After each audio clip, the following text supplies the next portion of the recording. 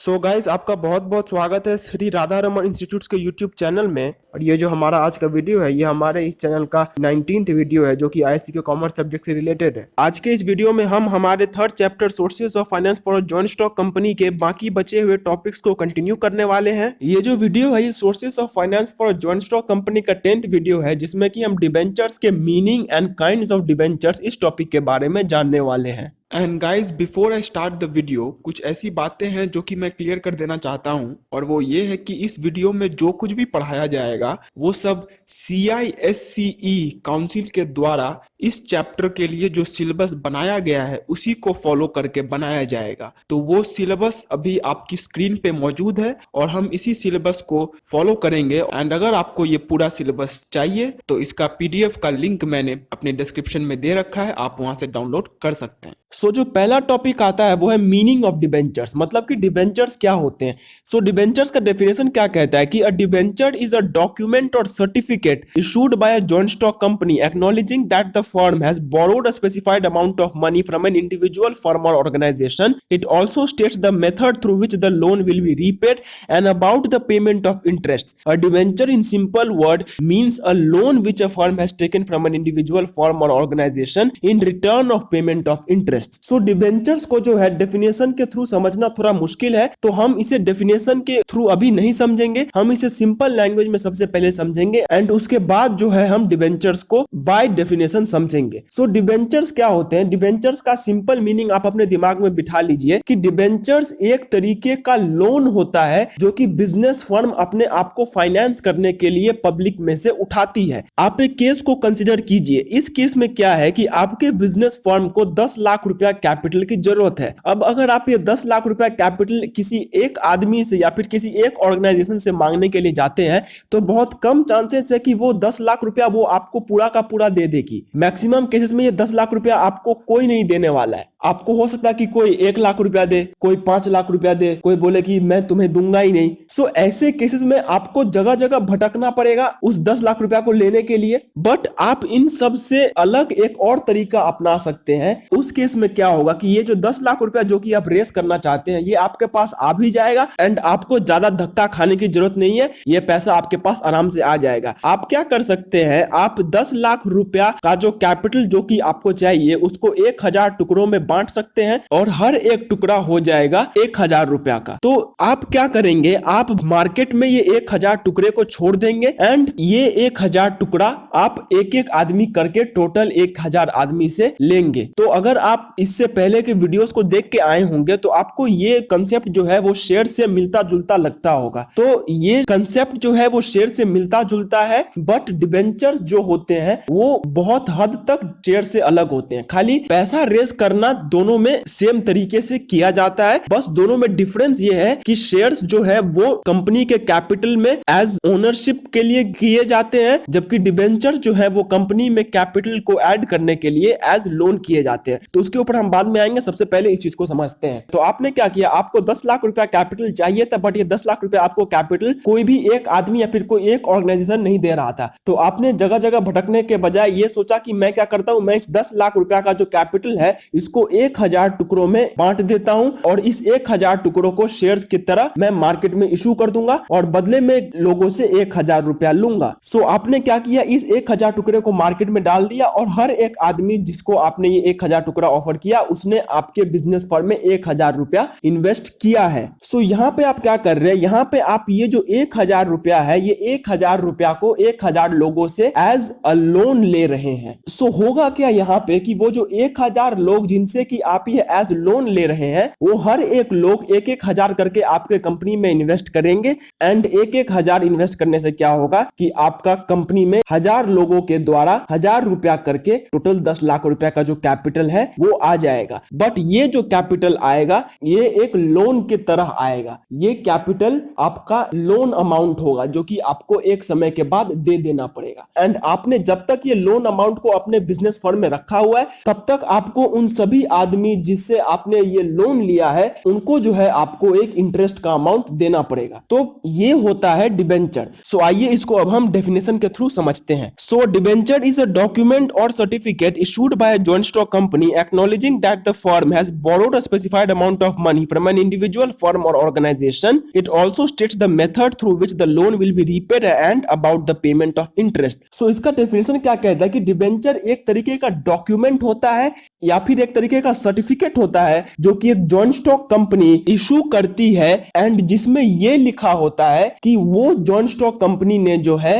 एक particular amount of money public में से बोरो किया है एंड वो जो पैसा उसने बोरो किया है वो एक लोन है। उसमें यह भी लिखा होता है कि किस तरीके से वो जो लोन जो कि उसने बोरो किया है वो उसको वापस करेगी एंड किस तरीके से वो उसके ऊपर इंटरेस्ट देगी। A debenture in simple words means a loan which a firm has taken from an individual firm or organization in return of payment of interest। So इसका सिंपल मीनिंग ये कहता है कि एक डिबेंचर एक तरीके का लोन है जो कि एक कंपनी, एक आदमी या फिर एक बिजनेस फर्म या फिर एक फाइनेंशियल इंस्टीट्यूशन से बोरो करती है एंड जिसको वो एक समय के बाद वापिस कर देगी एंड वो इसको जो है अपने कैपिटल के नीड्स को बोरो करने के लिए करती है। सो डिबेंचर्स का सिंपल मीनिंग आप जान लीजिए, वो बस एक तरीके का लोन है जिसके द्वारा हम अपने कैपिटल को फुलफिल करते हैं। सो अब जब हमने ये समझ लिया कि डिबेंचर्स आखिरकार होते क्या है, डिबेंचर्स जो है वो एक तरीके के लोन है जिसके द्वारा हम अपने कैपिटल को रेज करते हैं। सो कुछ क्वेश्चंस हैं जो कि दिमाग में आते हैं। वो क्वेश्चंस ये है कि what is the need of issuing debentures, why do we issue debentures, why are debentures preferred over equity shares, why don't we bring further capital by issuing equity shares. So ये कुछ questions हैं जो कि दिमाग में आते हैं and जो कि जाहिर सी बात है कि जब हम शेयर के थ्रू भी वो कैपिटल ला सकते हैं एंड शेयर्स के थ्रू वो कैपिटल लाने से ना ही हमें वो कैपिटल का कभी कोई रीपेमेंट करना पड़ेगा एंड ना ही हमारे ऊपर कोई फिक्स्ड ऑब्लिगेशन होगा कोई इंटरेस्ट पे करने का। क्यों? क्योंकि डिबेंचर्स में हमारे ऊपर एक फिक्स्ड ऑब्लिगेशन होता है कि हमें इतना परसेंट इंटरेस्ट देना है एंड इसी के ऊपर डिबेंचर्स के नाम भी होते हैं जैसे कि 8% डिबेंचर्स, 9% डिबेंचर्स, 18% डिबेंचर्स। तो ये सब चीजें जो कि एक डिबेंचर्स के साथ जुड़ी हुई है कि हमें डिबेंचर्स को एक समय के बाद वापस कर देना है, हमें डिबेंचर्स के ऊपर एक फिक्स इंटरेस्ट देना है। तो ये सब चीजें भले ही डिबेंचर्स के साथ है बट फिर भी हम डिबेंचर्स को क्यों प्रीफर करते हैं शेयर्स के ऊपर? हम क्यों डिबेंचर्स के द्वारा पैसा लाना ज्यादा प्रीफर करते हैं जबकि उसमें हमें पैसे को एक समय के बाद वापस ही कर देना है? हम शेयर्स के थ्रू पैसा और क्यों नहीं ला पाते हैं? सो ये सब क्वेश्चंस के आंसर्स जानने के लिए हमें शेयर्स के भी कुछ पॉइंट्स को कंसीडर करना पड़ेगा एंड डिबेंचर्स के भी कुछ पॉइंट्स को कंसीडर करना पड़ेगा और इन सभी पॉइंट्स को देखने के बाद हमें इन सारे क्वेश्चंस के आंसर्स मिलेंगे। सो शेयर में जो सबसे पहला पॉइंट आता है वो ये है कि the ownership of the firm gets divided. So हम जानते हैं कि अगर हम इक्विटी शेयर्स इशू कर रहे हैं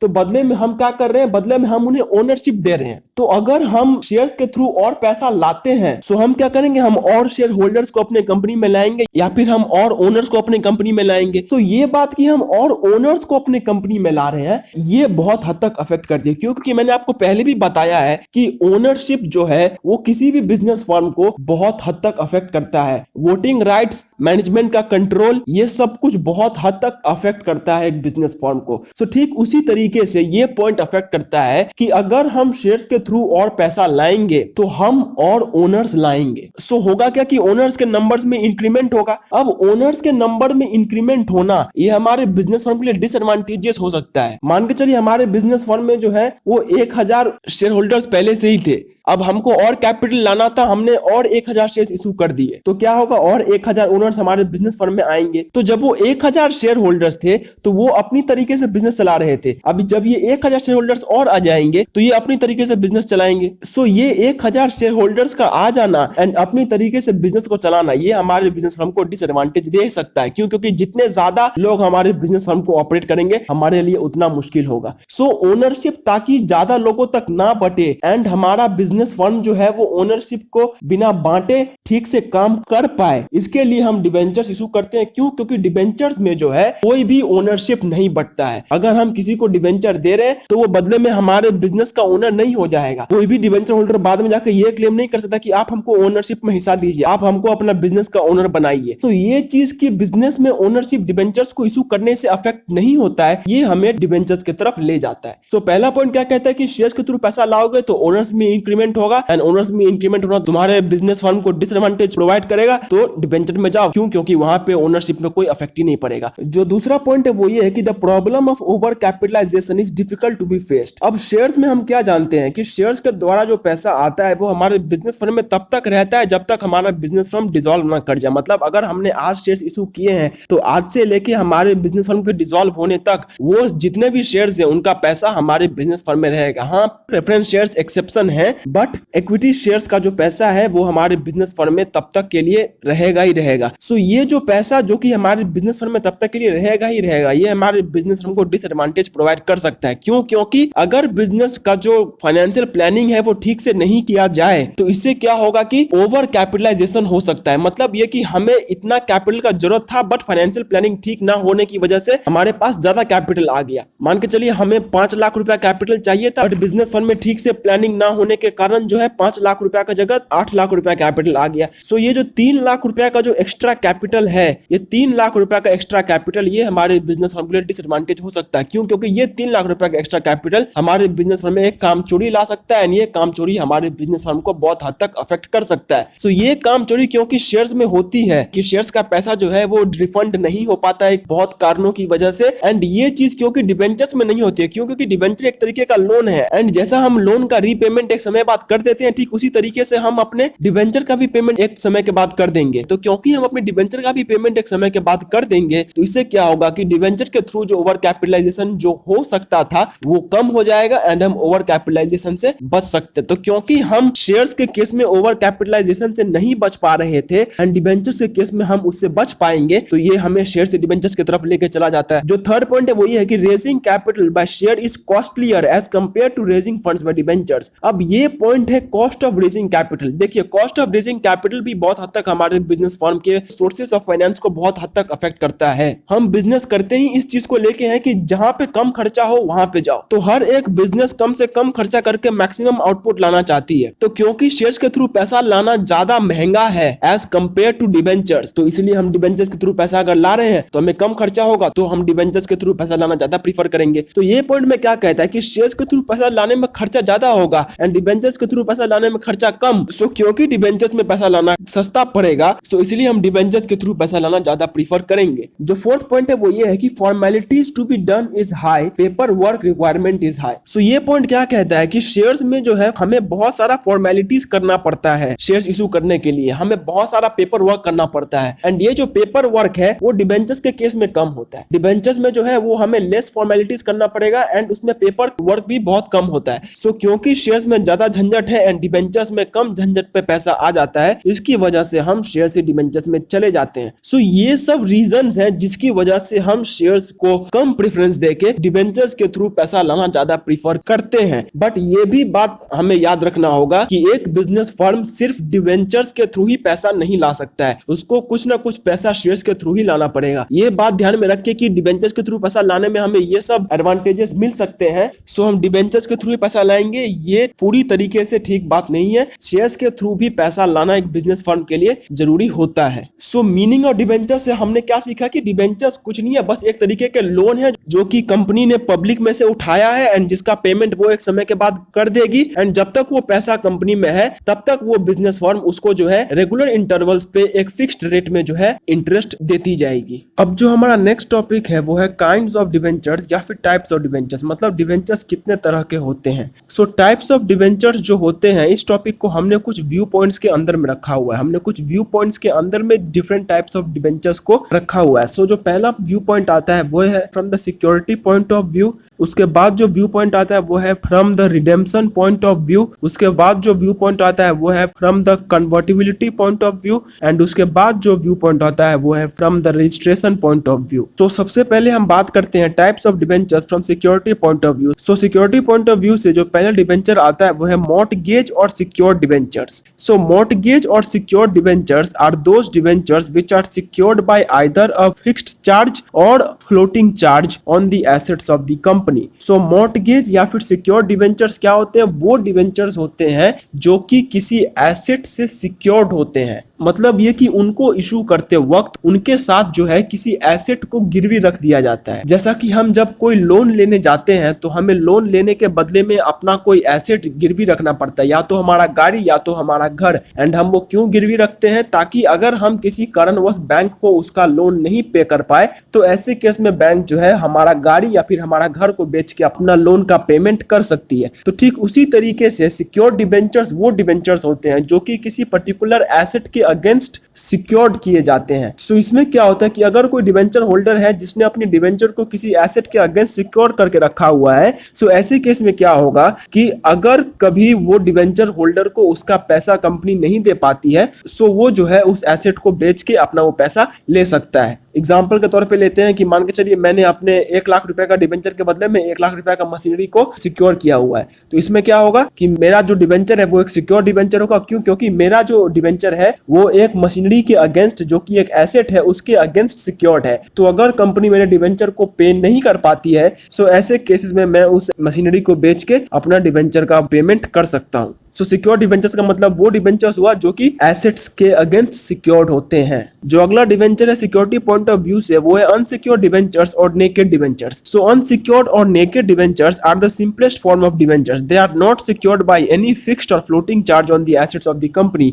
एंड ये जो डिबेंचर्स होते हैं ये मॉर्टगेज और सिक्योर डिबेंचर्स का ठीक ऑपोजिट होते हैं। मॉर्टगेज और सिक्योर डिबेंचर्स में क्या होता है कि हम उन डिबेंचर्स को एक एसेट्स के अगेंस्ट सिक्योर करते हैं, जबकि वो यहाँ पे नहीं होता है। यहाँ पे जो डिबेंचर है वो किसी भी एसेट के अगेंस्ट सिक्योर्ड नहीं होता है। अगर कंपनी जो है अपने डिबेंचर होल्डर को किसी भी कारणवश पैसा नहीं दे पाती है तो वो डिबेंचर होल्डर के पास कोई एसेट नहीं रह जाएगा जिसे वो बेच के अपने वो डिबेंचर का पेमेंट कर सकता है। सो नेकेड डिबेंचर्स वो डिबेंचर्स हुए जो कि एसेट के अगेंस्ट सिक्योर्ड नहीं होते। एंड अगर कंपनी उन डिबेंचर होल्डर्स को उनका पैसा वापस नहीं कर पाती है तो उनका पैसा उनको वापस नहीं होगा एंड वो किसी एसेट को भी लेके उस पैसे को वापस नहीं कर सकते हैं। जो अगले टाइप के डिबेंचर्स है वो है debentures from the redemption point of view. मतलब कि रिडेम्पशन के पॉइंट ऑफ व्यू से अगर देखा जाए तो डिबेंचर्स कितने टाइप के होते हैं। So from the redemption point of view से डिबेंचर्स जो होते हैं वो 2 टाइप के होते हैं। पहला होता है redeemable debentures. Redeemable debentures are those debentures which have to be repaid by the company at the end of a specified period of time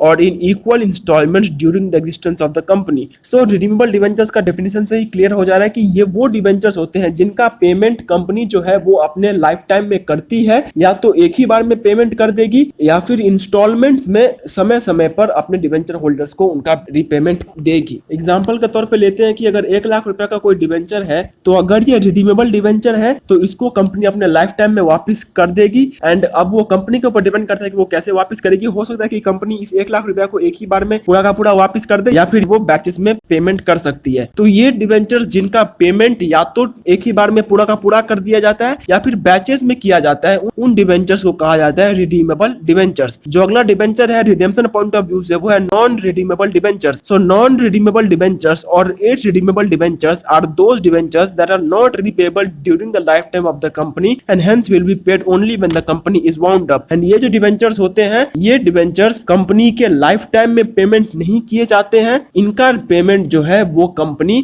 अपने डिसोल्यूशन के समय में करती है जब कंपनी बंद हो रही हो। तो ये डिबेंचर्स का कंसेप्ट जो है वो इक्विटी शेयर से मिलता जुलता है। जैसे इक्विटी शेयर्स में होता है कि कंपनी अपने डिसोल्यूशन तक वो पैसा अपने पास रखती है, ठीक उसी तरीके से नॉन रिडीमेबल डिबेंचर्स का भी पैसा कंपनी अपने पास लाइफ टाइम के लिए रखती है एंड डिसोल्यूशन के समय में वापस कर देती है। जो अगले टाइप्स ऑफ डिबेंचर्स हैं वो है debentures from the convertibility point of view. मतलब कि कन्वर्टिबिलिटी पॉइंट ऑफ व्यू से डिबेंचर्स कितने टाइप के होते हैं। सो कन्वर्टिबिलिटी से मतलब है कि हम अपने डिबेंचर्स को शेयर्स में कन्वर्ट कर पाते हैं कि नहीं। सो जो पॉइंट सबसे पहले आता है वो है convertible debentures. So convertible debentures are those debentures which can be converted into shares after a specific period of time. The holders of convertible debentures are given an option of exchanging the whole or a part of the amount of the debentures for shares after a specified period of time. When only a part of the debenture amount is convertible into equity shares, such debentures are known as partly convertible debentures, and when the full amount of debentures is convertible into equity shares, such debentures are known as fully convertible debentures. So convertible debentures का meaning उसके name से ही clear हो जा रहा है कि convertible debentures का मतलब हुआ वो debentures जिनको हम एक समय के बाद शेयर्स में कन्वर्ट कर सकते हैं, यानी कि एक पर्टिकुलर समय के बाद हमारा जो कन्वर्टिबल डिवेंचर्स हैं वो शेयर्स में कन्वर्ट हो सकते हैं।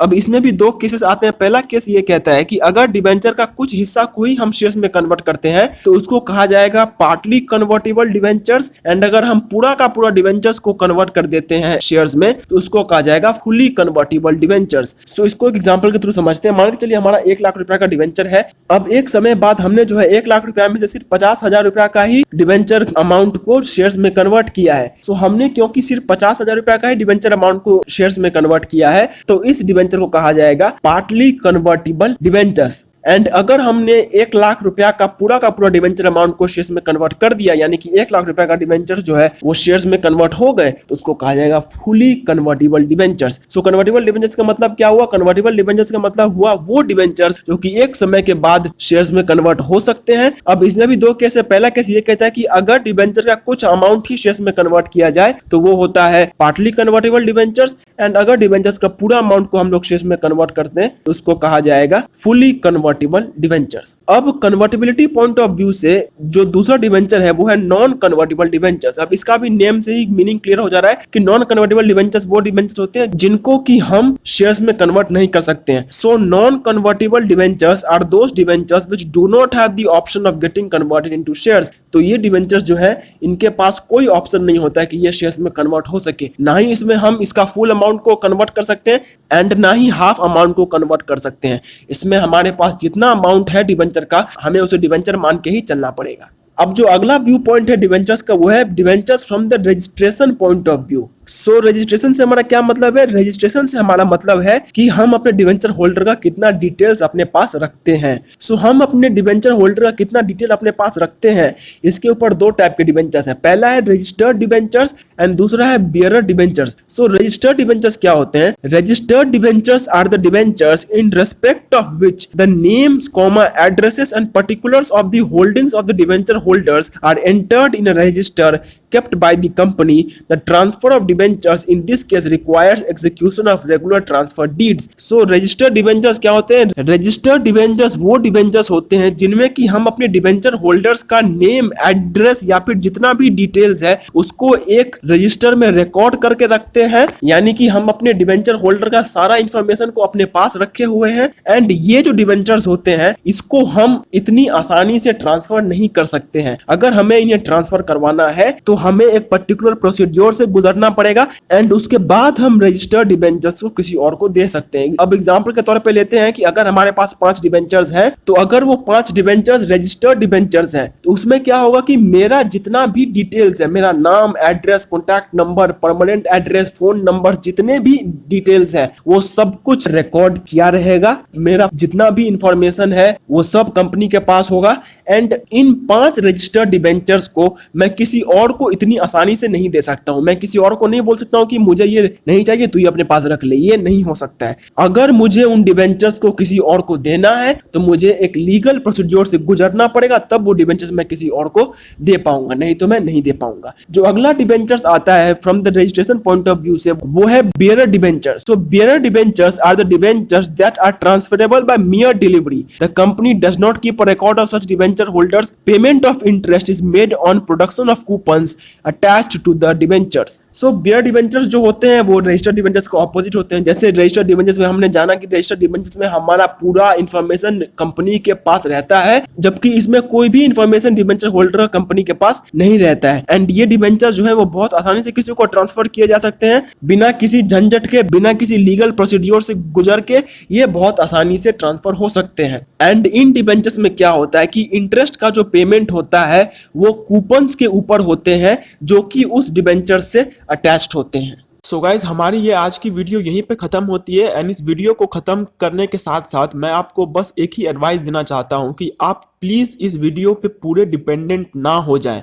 मैं आपसे रिक्वेस्ट करूंगा कि आप जिस भी बुक को फॉलो करते हैं आप एक बार उस बुक को जाके पढ़िए, एकदम से इस वीडियो पे डिपेंडेंट मत हो जाइए। एंड अगर ये वीडियो को आप एग्जाम के समय में देख रहे हैं, then I request you not to take this video as the only source जिससे कि आप एग्जाम में अच्छे मार्क्स स्कोर कर पाए। आप प्लीज जाके अपने कोई भी टेक्स्ट बुक हो उसे अच्छे से पढ़िए। तो गाइस, आशा करता हूं कि ये वीडियो आपके लिए हेल्पफुल रही होगी, और अगर ये वीडियो आपके लिए थोड़ी सी भी हेल्पफुल रही होगी तो प्लीज इस वीडियो को एक बार लाइक जरूर कर दीजिए। और अगर आप ऐसे वीडियोस और भी फ्यूचर में देखना चाहते हैं तो चैनल को सब्सक्राइब करके बेल आइकन को जरूर प्रेस कर लीजिए। और अगर आपके कुछ भी डाउट्स, क्वेरीज या फिर क्वेश्चंस हैं उनको कमेंट सेक्शन में कमेंट जरूर कीजिए। एंड अगर आपके कुछ ऐसे दोस्त हैं जो कि इससे कुछ हेल्प पा सकते हैं तो इन ये वीडियो आप उनको भी प्लीज जरूर शेयर कर दीजिएगा। तब तक के लिए do take very good care of yourselves and bye bye and जय हिंद।